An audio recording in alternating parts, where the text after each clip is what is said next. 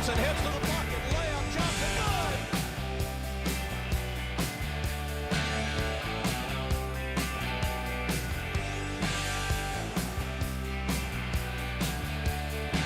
good. All right, welcome back, everybody. Talking sports with me, Chris Powers. Got Jonathan in the house, got Marty in the house. Glad to have you here if I can get it out. I don't know, Marty, what'd you put in this Powerade, brother? Did you put any alcohol in this Powerade? Tastes good. Anyway, we're here, and we're going to talk sports. We're going to obviously talk lots of things, LSU baseball. We're going to talk about SEC football coming up as well. And what we're going to do on that, I'm going to have the tiers, and I'll set it up coming up here in just a moment. Not the predictions of where they're going to finish, because nobody knows that. That's just a waste of my time to see people that predict this and that and all that stuff. But you can kind of get a feel of where the teams are going to finish when it comes to the tiers and all that kind of good stuff, or what tier they're going to be in. We'll talk about that.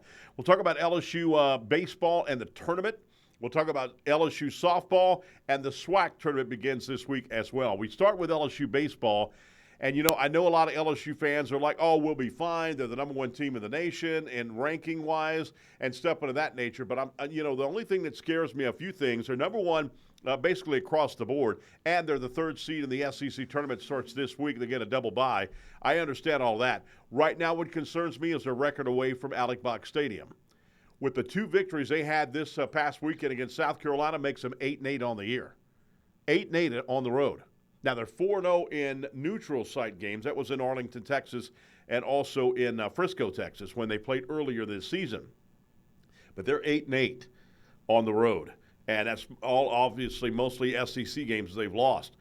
Ole Miss in 2022 was 4-8 on the road before they caught fire. As you remember, they were the last team to be in the NCAA tournament, and they went to the SEC tournament, before that, and they lost their first game. And then they were the last team voted in by the NCAA committee into the tournament, and they went on a hot streak, of course, after that. They went 10-2 in that stretch. They went 10-2 from the regionals, super regionals, and College World Series. Unbelievable. 10-2. That was pretty impressive. Tennessee last season was ranked 22nd going in near the SEC tournament. And all of a sudden they caught fire. They did. And their road victory wasn't very good at all, but their road record wasn't great at all either.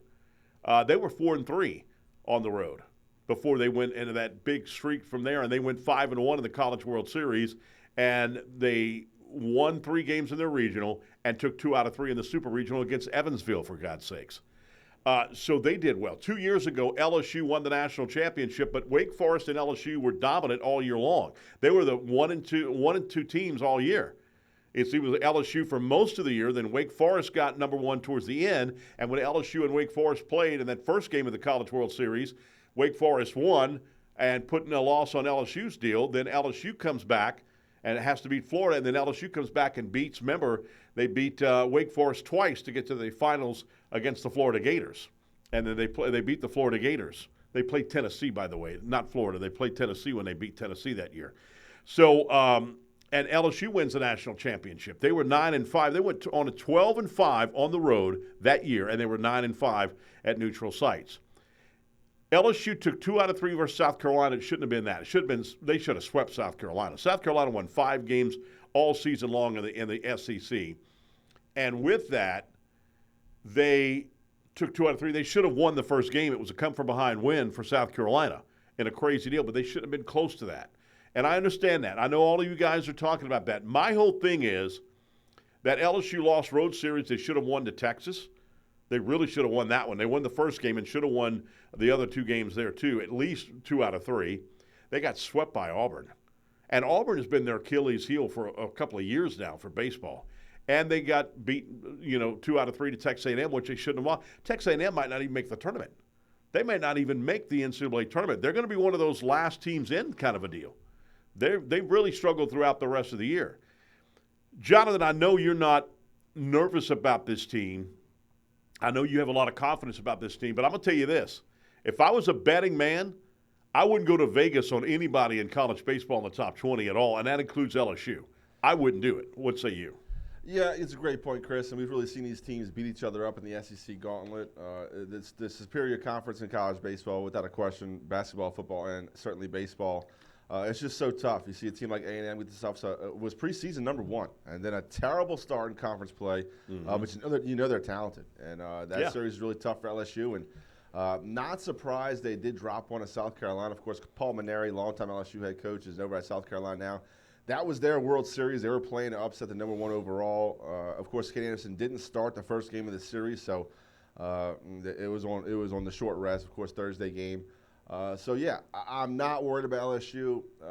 They're a very talented team up and down the lineup. I think they have the best lineup in college baseball. Unfortunately, we have seen them go cold on offense in times this season, and that's kind of a concern. Not a lot of ways to win baseball games for LSU. They don't play a lot of small ball, don't run the bases particularly well outside the top couple guys. Have to see the ball well, have to give good at-bats at the plate. Can't give away at-bats, especially that 2, 3, 4 spot. Derek Curiel has been phenomenal all season for LSU. Gets second team all SEC, all freshman team SEC. So congrats to that young man. But he's going to have to continue to be the table setter for LSU. Right. Get on base and let the guys hit behind him, kind of drive him in. And that's where it's going to start for LSU. Have faith in the arms. Certainly the 1-2 punch in Anderson and Ianson. Probably the best 2 pitchers in college baseball. But need to stay consistent at the plate. Have to have good at-bats, hit your pitches, and see the baseball. Can't give away, first pitch swinging at bats and ground out to the pitcher, popping up to the first base. Hopping up a lot, Got to have productive outs from here on out. And right now, you're playing for postseason berth right now. Of course, LSU is going to make it, but every team in the SEC tournament is going to be playing for the postseason. They all want to make it. All very talented teams that have high school studs that aren't used to losing. So have to be consistent right here towards the end. And got to be consistent offensively. Yeah, no question. And like I said, you probably won't play like LSU is going to host a regional. We know that. And we're going to look a little bit further down the line on the NCAA tournament coming up in segment 4 of what these predictions are from NCAA.com, on3.com, and all that kind of good stuff. We'll look at that a little later on. But the thing about it is they're going to play an SEC team in the Super Regional. I guarantee you they will. And hopefully it's going to be at home. Right now it looks like LSU will be at home for the Super Regionals. But they're in some of the publications, they're on the verge. They're like 7th or a 6th seed. In some of them, they're the 2nd seed. So once again, we'll see how things go, how things happen. I don't really think the SEC tournament means a lot, especially it's a single elimination tournament. I don't think if they go one and done in the SEC tournament that's going to hurt their rankings anywhere at all. It could help their rankings, or their seeding. But that's the whole key. But you don't want to be on the road for that Super Regional at an SEC game because you've struggled all season long on the SEC going to SEC games you played. So you want to be able to – I mean, can you imagine us going to Vanderbilt, to Nashville, or one of those, maybe to Texas or what have you? So I don't want to see any of that, and I don't think there would be. But, again, we don't want that to happen. But, again, I just want this team – you know what? The inconsistency, it's not just at batting. But to me, Jonathan, it's like – so when their batting gets good – their pitching is kind of bad. Their pitching is great. Their batting is bad. I wish they can get it together. Yeah, I agree with you. Roster-wise, on paper, this team is the best. But that doesn't always win. I mean, coaches will tell you time and time again, if you played the game on paper, then it'd be easy. We wouldn't have to even break a sweat. Look at the Texas A&M Aggie softball team. I think #1 in the nation, and they were #1 in the nation, but I think they were the best team. I think they would have beat Oklahoma in the College World Series. But guess what? They got beat. They got upset. They're gone. Baseball and softball, anybody could beat anybody, but at the same time, I'd be more confident that if LSU got more consistent play. And right now, I just feel they're not being as consistent as they should be and can be at this time of the year with the roster they have. They need to put it together. Jonathan, what in the world do you think could be going on with that? Do you think there's talking in the locker room? Hey, man, I'm an all-star. I should be playing more. Coach is not playing me enough, or this or that. I mean, what could be going on to where this inconsistency at this time of the year that this team, but it seems like I said, the last, 3 years, the team got hot at the end. Ole Miss, LSU was hot already, but Tennessee last year got hot at the last minute to win the College World Series. It's not going to always be that way. Yeah. I mean, what the hell do you think this team cannot get on the same level and play consistently? And I think the frustration for Jay Johnson is there. I mean, he's not hating his team and he's not giving up on his team. Of course not. He put this team together and he's a good coach. There's no question about that. But you can see some frustration on this team right here with players that are striking out. I don't know if you saw this. If you've looked at conference stats, Only 3 LSU Tigers are batting over 300 in conference stats, and that includes Curiel is not batting over 300. I mean, he's close. Yep. But, again, I just want the consistency of this team, and I do think they can win another national championship. I'm not going to Vegas, though, like I told you. I'm not totally confident LSU can go into Omaha and win this whole thing outright. Are you? Yeah, I am, Chris, because you really can't say any team in the SEC has looked dominant all season long. No, outside of the top two in LSU and Texas, I thought they looked like the best two teams, and they've certainly proven to be competitors, especially going towards the postseason. Look, if you ask Coach Jay Johnson, it comes down to a lack of execution. The analytics, they have exactly what pitch they want to throw, exactly what pitch they want to swing at, and it's just a lack of execution, laying down a bunt, missing your pitch early in the count. Not squaring up a pitch that is coming on the out of half of the ball, whatever the case might be. And you mentioned, I don't think LSU has played their best baseball outside of a couple games the entire year, where they've scored 14, 16-0.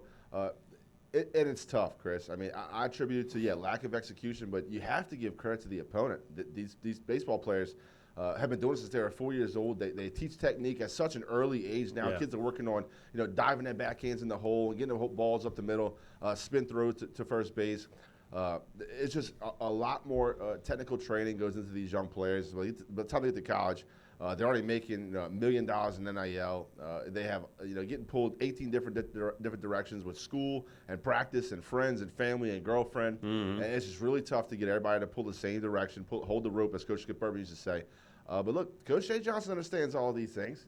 He hears these conversations. I'm sure he's having more in-depth thoughts about why they can't execute than we are right now. Yep. They get paid a lot of money to figure out the do's and don'ts in every situation in a ball game.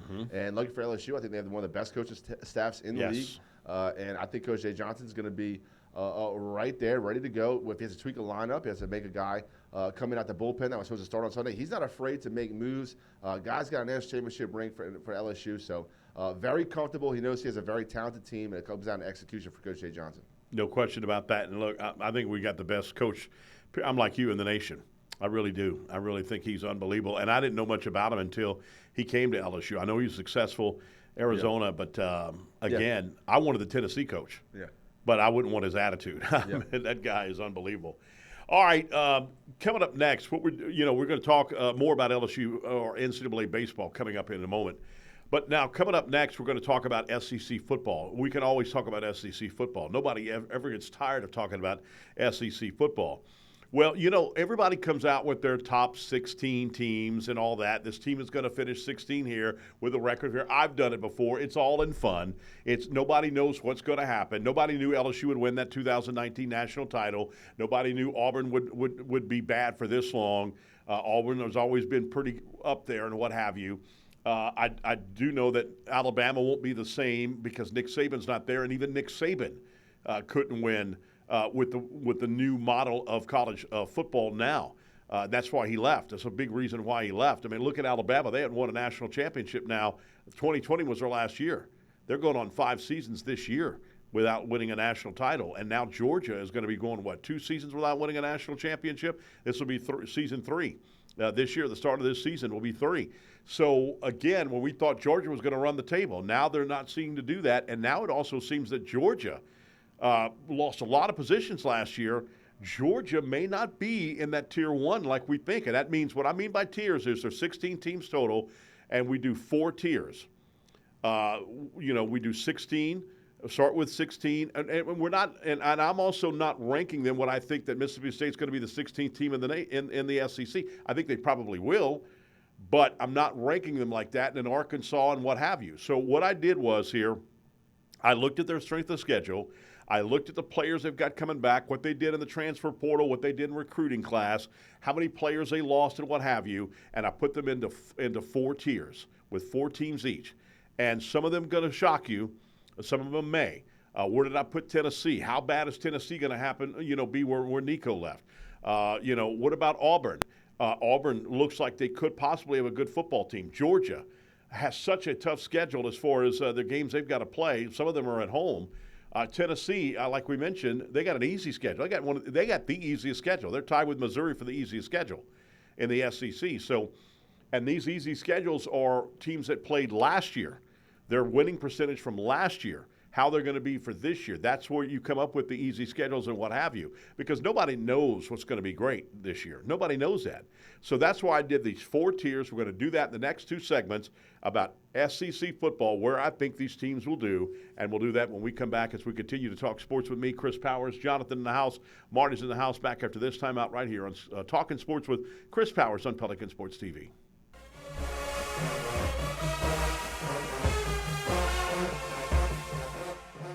We're a nation of hardworking Americans, and businesses will always be the lifeline of this great country. As a business owner, you understand the importance of your reputation. In times of uncertainty, you need a real lawyer who's serious about protecting you and your business. You need a problem solver. You need the law firm of Clayton and Fouget. Tony Clayton is a proven trial lawyer. He'll defend you and your business to the fullest extent of the law. Protect your investment and call the law firm of Clayton and Fouget today. Live and play on the fairway at Greystone Golf and Country Club, a serene, challenging golf destination located in Denham Springs. For tee times and membership opportunities, go to GreystoneCountryClub.com. You can't smell it, but you can almost taste it. And whether it's for a family get-together or a game day feast, having Manda in the mix always sounds good. For 3 generations, their quality meats and original seasonings have made Manda a Louisiana legend and made their family sausage Louisiana's family sausage. Manda Fine Meats, the flavor says it all. If you're a wing lover like me, you already know where the best and biggest wings in Baton Rouge are. TJ Ribs on Acadia and I-10. But did you know they also provide some of the best catering in town? Yeah. Their catering packages are custom built for parties and tailgates and overflowing with the tastiest barbecue you can find. Whether you go with the MVP package, the Heisman, or the Natty, you can't go wrong with TJ Ribs, because it's not just jumbo wings. They serve up truly tender beef brisket, perfectly roasted pulled pork, and smoky fall-off-the-bone baby back ribs. Don't forget the savory sausage and chopped beef. Come on down to TJ Ribs on Acadian and I-10, proud sponsors of the LSU Tigers and the Southern University Jaguars.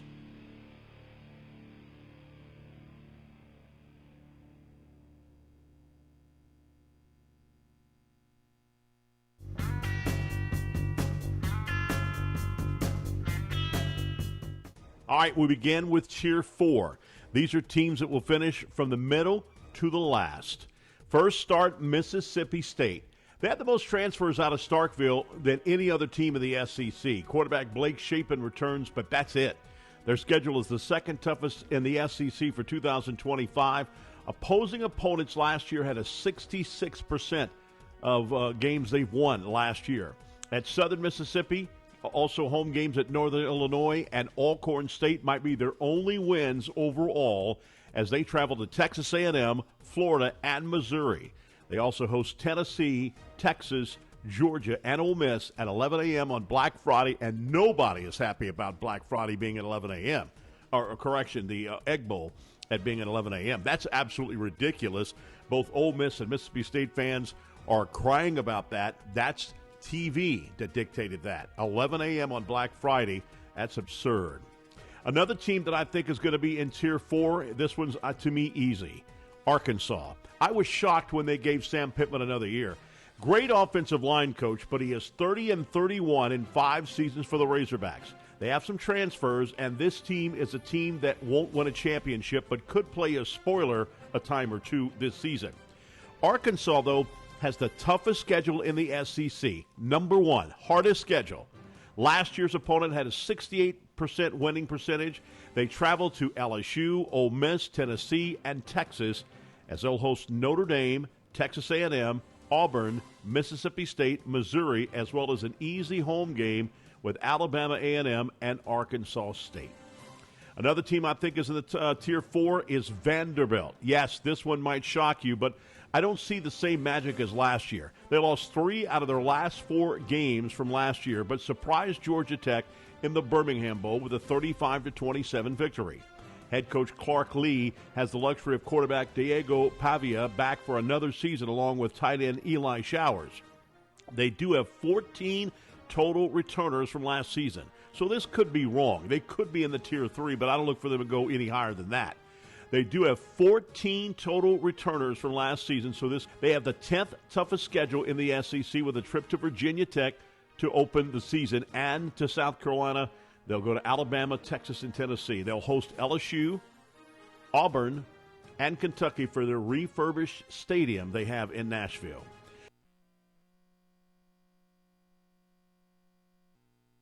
And the last team in Tier 4, I got the Kentucky Wildcats.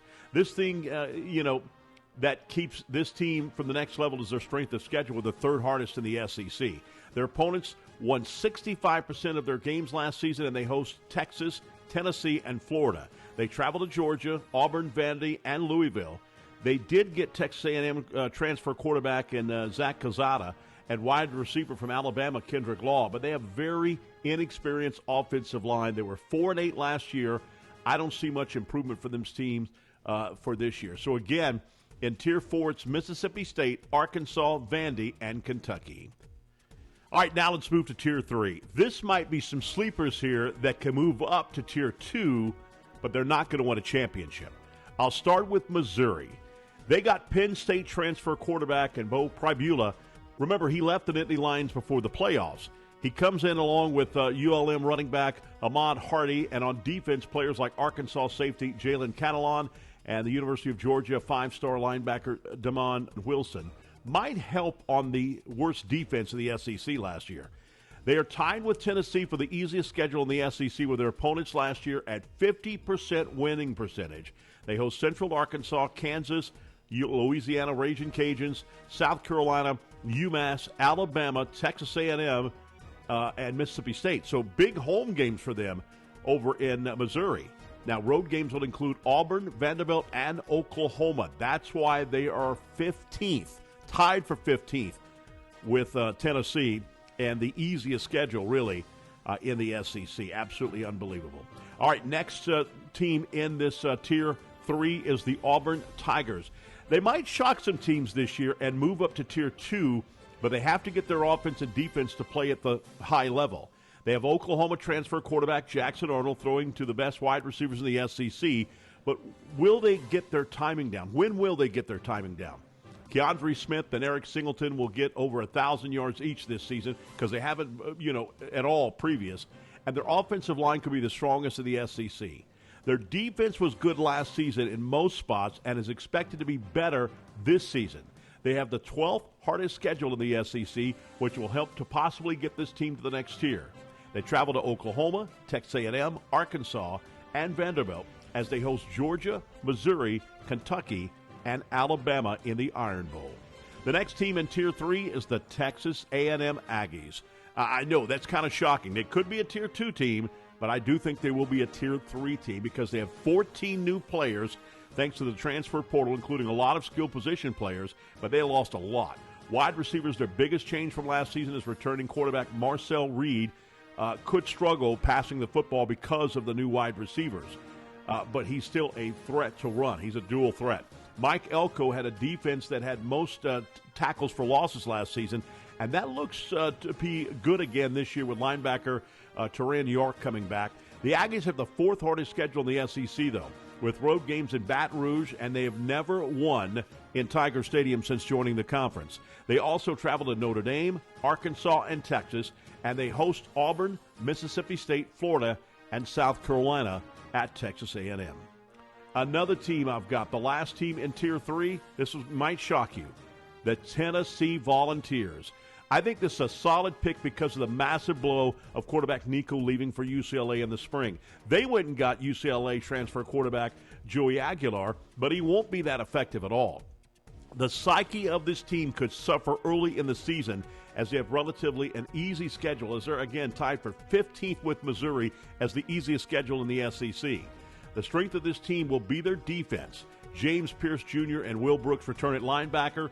They'll play at Syracuse and Atlanta, also travel to Alabama, Kentucky, and Florida. They host Georgia, Oklahoma, Arkansas, Vanderbilt, and New Mexico State. And don't forget, they also lost their Louisiana native running back in Dylan Sampson as well. So a lot of shoes to fill here at Tennessee. I don't know how good they are going to be in 2025.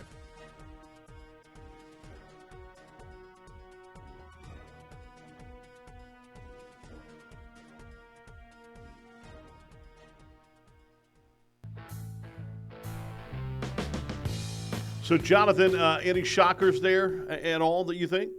Nah, Tennessee being in Tier 3? Nah, Chris, I think you pretty much hit the nail on the head. Yeah, Mississippi State, it's going to be tough for them to be competitive, especially after having lose so many players last season. Really tough to get a new roster in. We saw with LSU. It took years to rebuild after all those players left. You're really left with an empty cupboard. And with the NIL and transfer portal, they are capable of doing it. I mean, it's an SEC school. But, yeah, I wouldn't be shocked to see any four of those teams have 8 wins this season in the SEC. It's just the talent across the conference is so good. But I think you pretty much marked the 3 and 4 tiers right where they should be. Yeah, and they're right in the middle of the pack. And A&M, 14 new position players they're going to have to get this year. 14. That's a lot, man. That is a lot. That's why I think A&M's going to fall back. And obviously, you know, they've got a tough schedule. So that's why I think Elko and they're going to struggle a little bit this year. Their defense is very good, but offensively they're going to have to do that. I don't think Reed is a good passer. I think he's a good runner, but I don't think he's a good passer. So I think Marcel Reed is going to be a problem with that. And then they have all their big receivers from last year are gone. So they're going to have problems. Marcel's going to be looking for receivers all over the place, and he's not going to be able to find them. That's why I put A&M in that third tier. And in Tennessee, like I said, what a blow. If Nico would have left at the end of the season, or maybe right around the bowl game or what have you, or a little after the playoff game rather, it might have been a little bit better. But what he did it right there before the spring, they didn't get a chance to go get a good transfer quarterback out there. And even think about signing a quarterback for recruiting that can go. So what they did was they traded quarterbacks. They got UCLA's Joey Aguilar. Right. So, and he has not shown anything. He wasn't even good for UCLA. What do you think he's going to do against SEC play against Tennessee? I mean, with Tennessee, rather. That's why I'm saying I think you're going to see some of those teams a shocker. So you notice Florida's not on the list.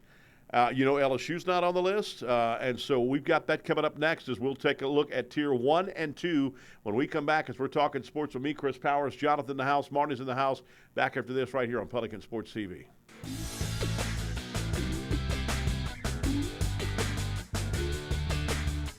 If you're a wing lover like me, you already know where the best and biggest wings in Baton Rouge are. TJ Ribs on Acadian and I-10. But did you know they also provide some of the best catering in town? Yeah. Their catering packages are custom built for parties and tailgates and overflowing with the tastiest barbecue you can find. Whether you go with the MVP package, the Heisman, or the Natty, you can't go wrong with TJ Ribs because it's not just jumbo wings. They serve up truly tender beef brisket, perfectly roasted pulled pork, and smoky fall-off-the-bone baby back ribs. Don't forget the savory sausage and chopped beef. Come on down to TJ Ribs on Acadian and I-10, proud sponsors of the LSU Tigers and the Southern University Jaguars.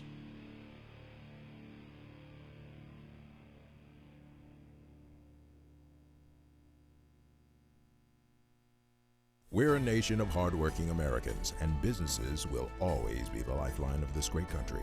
As a business owner, you understand the importance of your reputation. In times of uncertainty, you need a real lawyer who's serious about protecting you and your business. You need a problem solver. You need the law firm of Clayton and Fouger. Tony Clayton is a proven trial lawyer. He'll defend you and your business to the fullest extent of the law. Protect your investment and call the law firm of Clayton and Fouger today. You can't smell it, but you can almost taste it. And whether it's for a family get-together or a game day feast, having Manda in the mix always sounds good. For 3 generations, their quality meats and original seasonings have made Manda a Louisiana legend and made their family sausage Louisiana's family sausage. Manda Fine Meats, the flavor says it all. Live and play on the fairway at Greystone Golf and Country Club, a serene, challenging golf destination located in Denham Springs. For tee times and membership opportunities, go to GreystonecountryClub.com.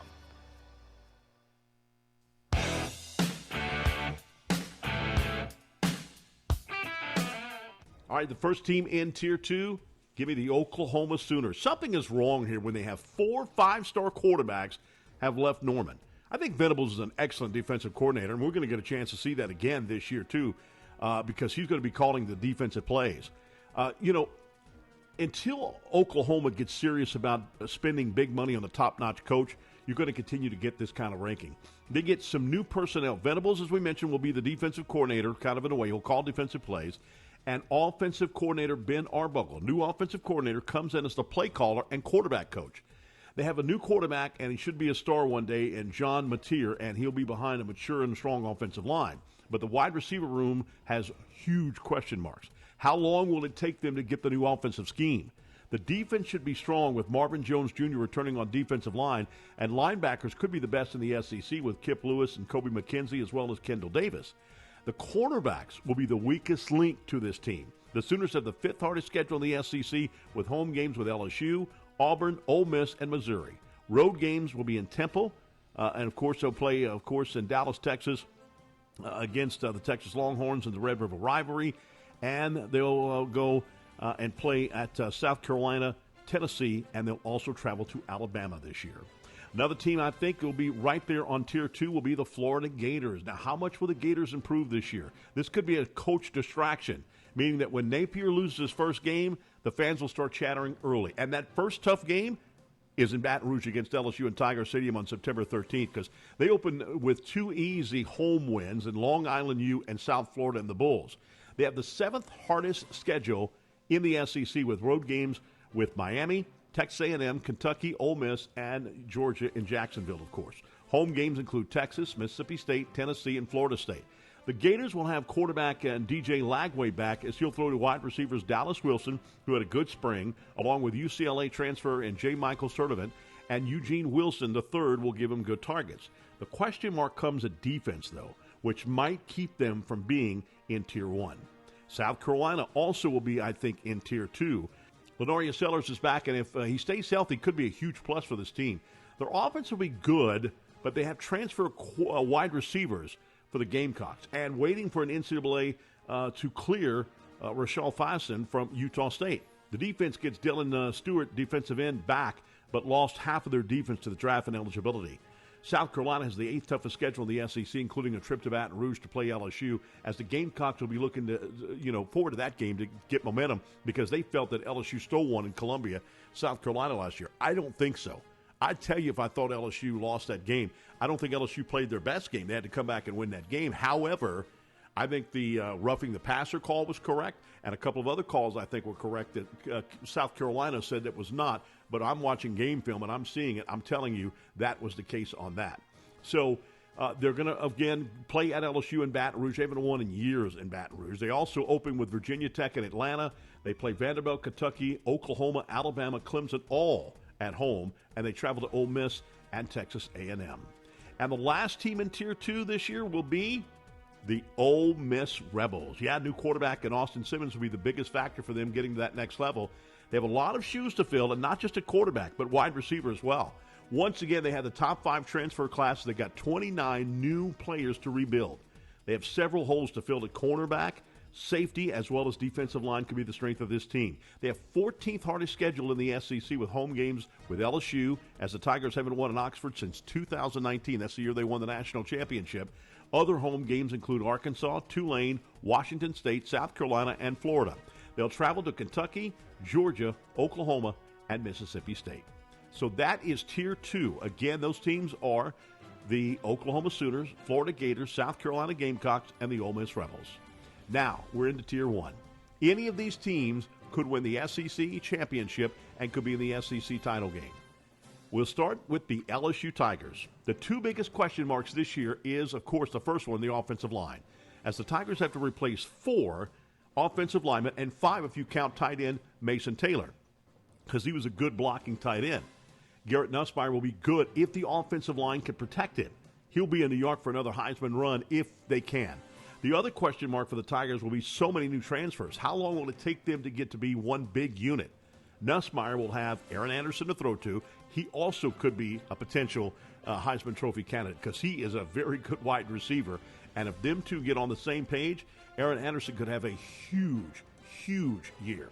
Look out for Barron Brown, of course, from University of Kentucky. He's a transfer. Nick Anderson, Chris Hilton Jr., and Xavier Thomas. You got to find a way to get the ball to Xavier Thomas. That big frame, I'd really use him in the red zone big time. Could he go back to tight end? But anyway, I mean, he could be staying at that wide receiver spot. He is a very good, talented receiver and a bright star in the National Football League soon, I'm sure. Hey, the running back will be stacked with massive talent in Caden Durham and freshmen Harlan Berry and J.T. Lindsey. Caleb Jackson, don't forget, he's back, and he didn't transfer. He had a sophomore slump last season. Hopefully he'll be back this year in good condition. Defensively, defensive ends Peyton and Pyburn will be pressure on the quarterback. They're going to be great at that defensive end spot. DJ Pickett will be a star at the cornerback spot. Harold Perkins Jr. is back along with West Weeks and David Keeves at linebacker and star-studded safeties in A.J. Halsey and Tamarcus Cooley. Look out, because LSU could be a big factor. But again, how are they going to put all this together? You remember what I think about transfer portals? When you're a brand new team like that, you got to put it all together. You got to have cohesiveness, and you got to do it quick. LSU is the sixth hardest schedule in the SEC as the Tigers open up with another hard road game with Clemson. The Tigers also travel to Ole Miss, Alabama, Vanderbilt, and Oklahoma. Home games will be at Tiger Stadium with Florida, Southeastern, Louisiana Tech, South Carolina, Texas A&M, and Arkansas. Another team in the Tier 1 that could win a championship is the Alabama Crimson Tide. This team could fall back to Tier 2, though, because eventually this team will not always be in the group at Tier 1 that everybody thinks is going to win. But head coach Kalen DeBoer is a good coach, and he wins everywhere he goes on any level. He'll have a new quarterback this year with either Ty Simpson, Billy Edwards Jr., Austin Mack, or Keelan Russell. But word is that it's going to be Billy Edwards Jr. He is the transfer from Maryland. Ryan Gruber joins DeBoer as the new offensive coordinator after spending a season as offensive coordinator for the Seattle Seahawks in the NFL. He spent 2 seasons with DeBoer at University of Washington, of course, bringing them to the national championship game just 2 years ago. Wide receivers are stacked and should have good wide receivers here. The offensive line should be better. The defense will be a big factor. When have we last time we've said the defense could be the weakest link to this Crimson Tide football team? That's crazy. But they could struggle with yards and points this year, giving up most yards and most points. They have the 11th hardest schedule in the SEC with a home game with LSU, Wisconsin, Tennessee, Oklahoma, and Auburn in the Iron Bowl, and a big road game with Georgia, Florida State, South Carolina, and Vanderbilt. So that's their road games again, Georgia, Florida State, South Carolina, and Vanderbilt. All right, the Georgia Bulldogs come in as Tier 1, but this might be a stretch. We could have an Ole Miss or Florida could take their place here. I know what you're saying. That's crazy. They have to play with a new quarterback in Gunnar Stockton, even though he had to play early last season because of the injury to Carson Beck, who is now in Miami. 15 players were drafted by the NFL, and it's a lot of shoes to fill here. This could be a question mark team for the first time in 4 seasons. The Bulldogs had a strong recruiting class, so let's not write them off totally yet. They have the 9th hardest schedule in the SEC with 3 big home games with Alabama, Texas, and Ole Miss. They also travel to Tennessee. They go to Jacksonville, of course, to play University of Florida, as well as playing at Auburn. And a team I think is going to be there, of course, is the Texas Longhorns. The Longhorns made it to the SEC Championship in their first season and could make it again.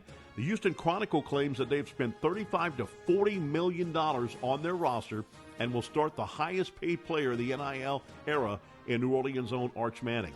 Now, Manning will have 4 new offensive linemen, just like LSU, and will have to replace 3 wide receivers. On defense, the Longhorns will have to replace several defensive linemen, DBs, and other key players from last year's team that made it to the playoffs. Now, the big factor might help them is they have the 13th hardest schedule in the SEC. But they'll get an early test when they go to Ohio State and play the Big Horseshoe. They also have to travel to Florida, Kentucky, Mississippi State, and Georgia. They'll host Texas A&M, Vanderbilt, Arkansas, and don't forget about going to Dallas to play Oklahoma in the Red River rivalry. And that Tier 1, again, is LSU, Alabama, Georgia, and Texas for the SEC in 2025. All right, so once again, I think Tier 1 is right on. I think one of those 4 teams are going to win the SEC championship, and I think 2 of them are obviously going to be in the SEC championship game in Atlanta. Definitely, it's kind of crazy when you're looking at it. Jonathan, I looked at LSU, South Carolina. LSU has a 22-1 record, 20 wins, 2 losses, and 1 tie.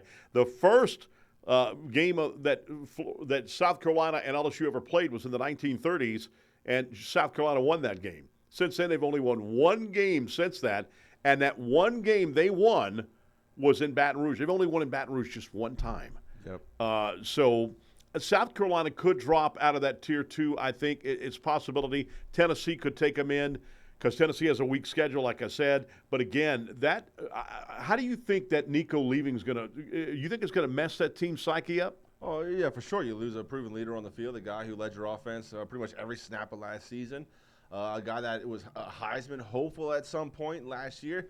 Certainly high expectations for the year coming in. You could tell by the NIL amount that he wanted or felt he deserved. So, yeah, I think it's a huge loss for Tennessee. You mentioned the timing earlier, right before spring ball, so you don't really have time to go vet a transfer and try to get a deal worked out. So you go and trade for the UCLA quarterback. You swap quarterbacks. You see the first NIL trade in modern college football history. So absolutely that's going to play a factor into the SEC. South Carolina, they had a young, good quarterback that came in against LSU last season.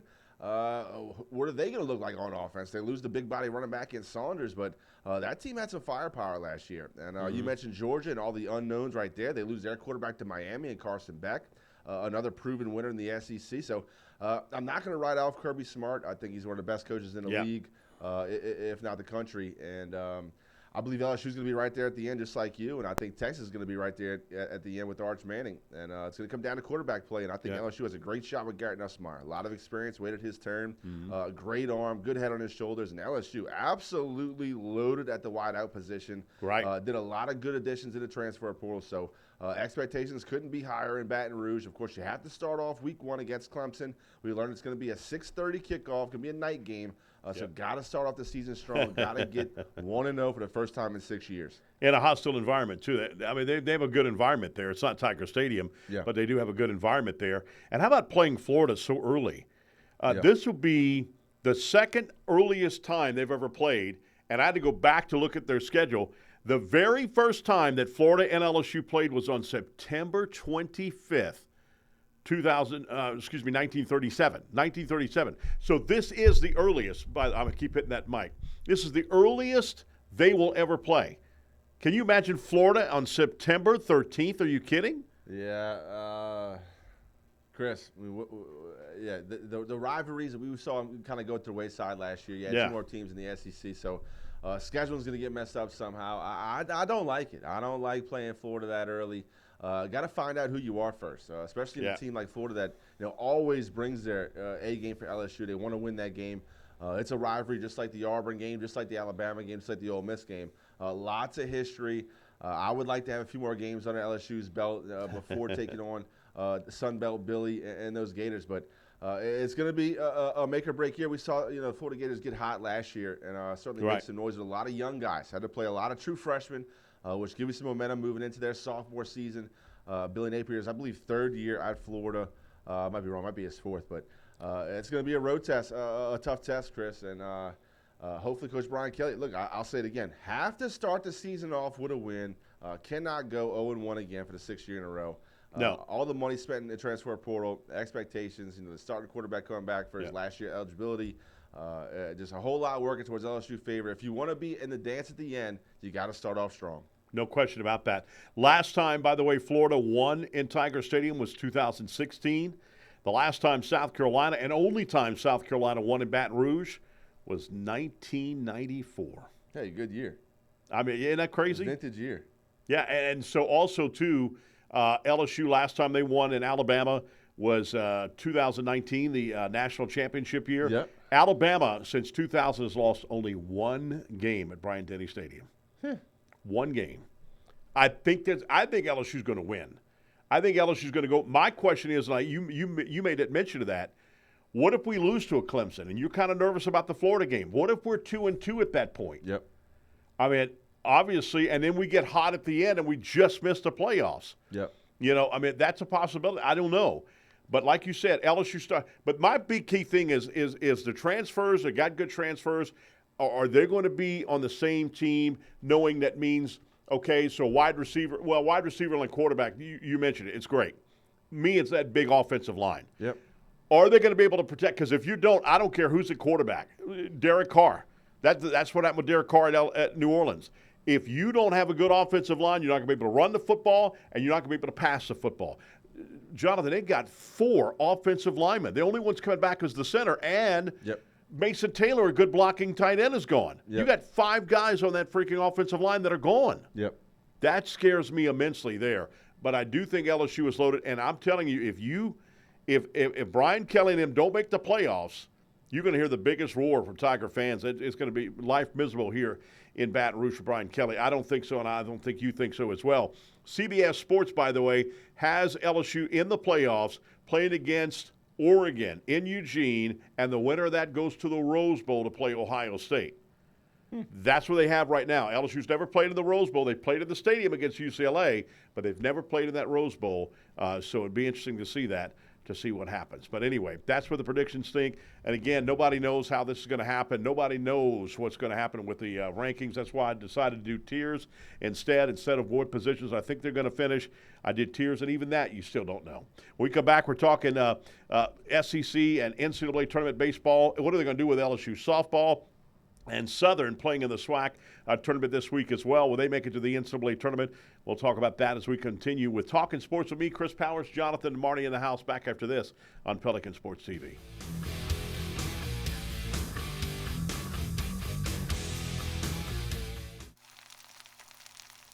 You can't smell it, but you can almost taste it. And whether it's for a family get-together or a game day feast, having Manda in the mix always sounds good. For 3 generations, their quality meats and original seasonings have made Manda a Louisiana legend and made their family sausage Louisiana's family sausage. Manda Fine Meats, the flavor says it all. We're a nation of hardworking Americans, and businesses will always be the lifeline of this great country. As a business owner, you understand the importance of your reputation. In times of uncertainty, you need a real lawyer who's serious about protecting you and your business. You need a problem solver. You need the law firm of Clayton and Fouget. Tony Clayton is a proven trial lawyer. He'll defend you and your business to the fullest extent of the law. Protect your investment and call the law firm of Clayton and Fouget today. Live and play on the fairway at Greystone Golf and Country Club, a serene, challenging golf destination located in Denham Springs. For tee times and membership opportunities, go to GreystoneCountryClub.com. If you're a wing lover like me, you already know where the best and biggest wings in Baton Rouge are. TJ Ribs on Acadian and I-10. But did you know they also provide some of the best catering in town? Yeah. Their catering packages are custom built for parties and tailgates and overflowing with the tastiest barbecue you can find. Whether you go with the MVP package, the Heisman, or the Natty, you can't go wrong with TJ Ribs because it's not just jumbo wings. They serve up truly tender beef brisket, perfectly roasted pulled pork, and smoky fall-off-the-bone baby back ribs. Don't forget the savory sausage and chopped beef. Come on down to TJ Ribs on Acadian and I-10, proud sponsors of the LSU Tigers and the Southern University Jaguars.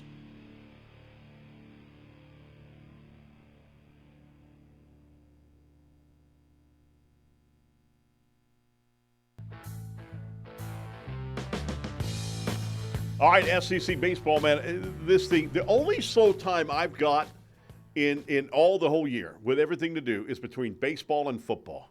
That's it, because baseball season now flies, basketball season flies. Football has always flown by me when I played and even, spectating it and all that stuff and covering it. It flies, man. Before you know it, it's over. Now, baseball's the same thing. SEC tournament starts as we're taping this show today. Mississippi State against Texas A&M. That is game 4 of the session 2, I should say. That'll happen later this afternoon. Time to be determined of when they're going to play. Winner of that game goes to play Auburn. It's a single elimination tournament, and the winner of that game plays LSU on Friday. That time to be determined as well. Could be a late game. Could be. It will be because the first game starts at 3 o'clock with Arkansas and their bracket, and then after that, LSU and their bracket. If LSU wins that game on Saturday and Arkansas wins their game, they're going to play in Birmingham, Alabama, Hoover, Alabama, which is right outside of Birmingham, on Saturday. And then the semifinals after that, that'll be the quarterfinal round when LSU could face Arkansas. And the quarterfinal round would be the upper bracket, which is the Vanderbilts and the Texases and what have you. And the championship game will be on Sunday at 2 p.m. And again, all single elimination tournament. Well, they've got some teams out there. Some sites out there that mention where they think these teams are going to be in NCAA tournament. NCAA baseball tournament predictions on 3.com has Texas as the number 1 seed, Vanderbilt number 2, North Carolina at number 3, Arkansas number 4, Georgia at 5, LSU at 6, and paired with, guess who they got it paired with, Jonathan? Uh-oh. Who? Coastal Carolina. Oh, not the, Can not you the- believe that? The chandeliers. They have Coastal Carolina at the 11th seed in that tournament, so it'd be interesting to see what happens. NCAA.com has LSU as the number 2 seed. D1 baseball has LSU as the number 7 seed. So, again, it'd be nice for LSU to win at least one game of the tournament. Therefore, that probably will get us a super regional. We'll get a top 8 team after that. I think that would be great. So it ought to be interesting the way it goes on with that. If we're the number 2 seed, we'll be paired with number 15 seed, which they got predicting to be North Carolina State and the Wolfpack. Little Will Wade, little voodoo magic there, huh? But can you imagine Coastal Carolina coming back to Alec Box for Again. a super regional? Can you Unfortunately, imagine yeah, that? I can imagine. I don't want to imagine. Yeah, I don't want to imagine that. Unbelievable. What say you? Do you think they're a top 8 for sure? I do, yeah. You can take it to the bank. You can book it. It's the sports writers, the powers that be. They know how talented LSU is, how powerful of a venue this is, how powerful the fans are for the sport. You want LSU on a showcase. I have no doubt. Like I said, it wouldn't hurt them to win a game in the SEC tournament. New tournament this year. You mentioned single elimination, so new look, new feel. I think Coach Jay Johnson, I don't think he puts a lot of stock in the SEC tournament, but I do think he wants to have a good showing.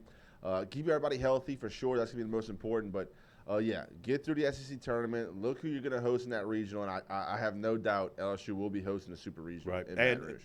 And you talk about fan participation. Just came out today, LSU, I think it's for 23 out of 24 years or something like that. Yep. LSU as the number 1 attendance for SEC baseball, 387,484.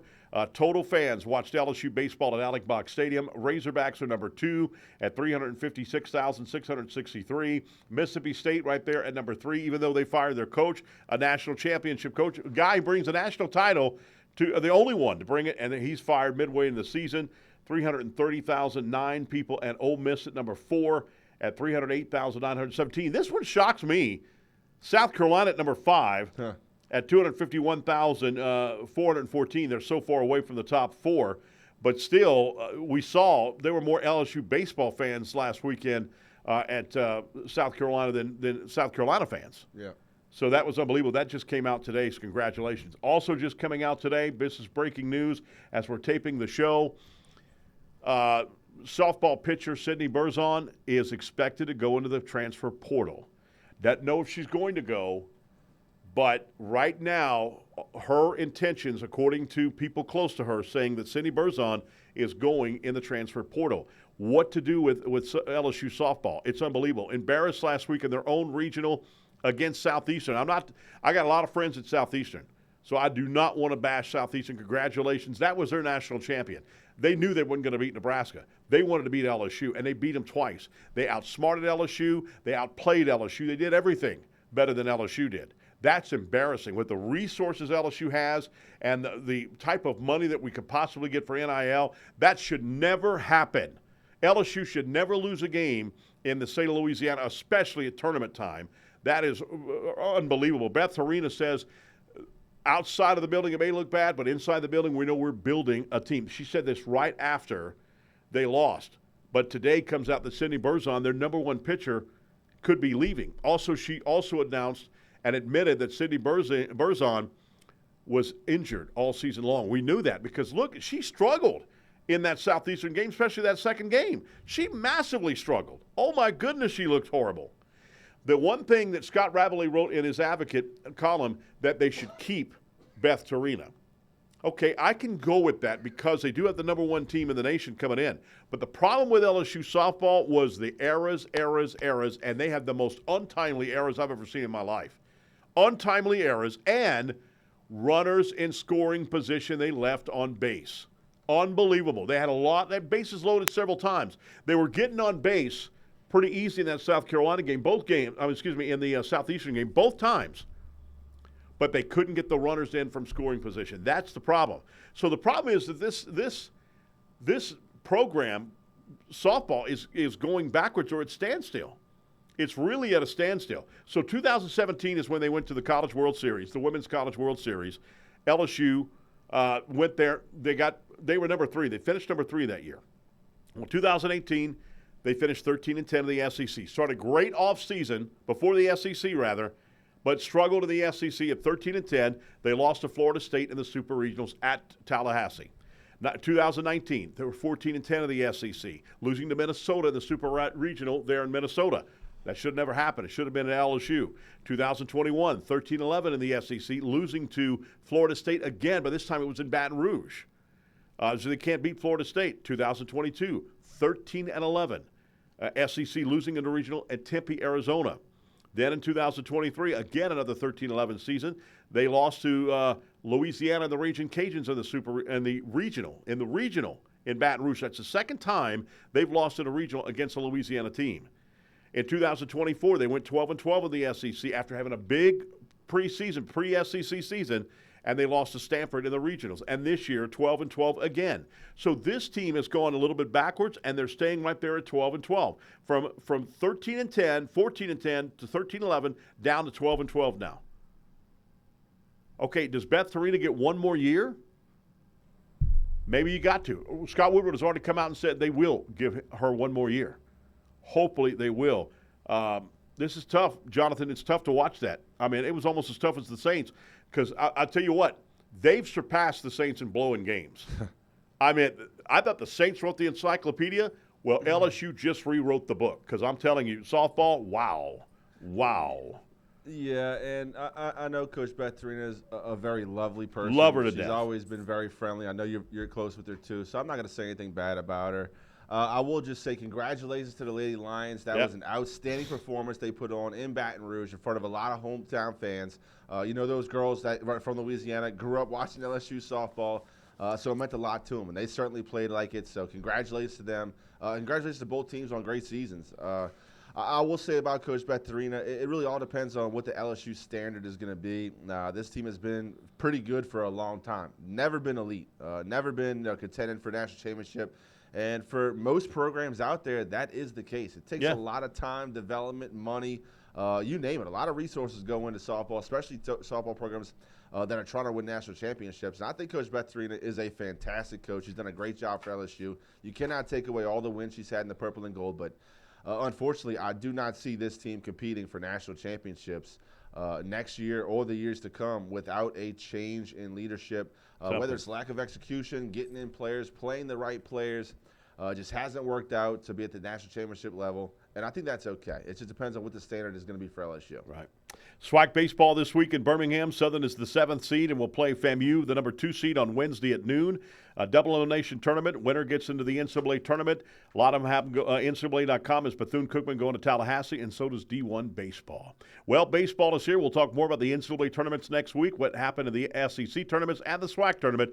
We'll talk about that next week. Talking Sports with me, Chris Powers, right here on Pelican Sports TV.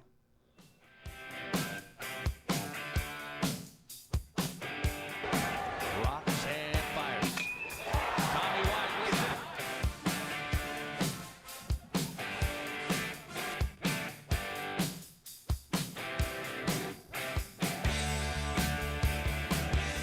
Johnson heads to the block.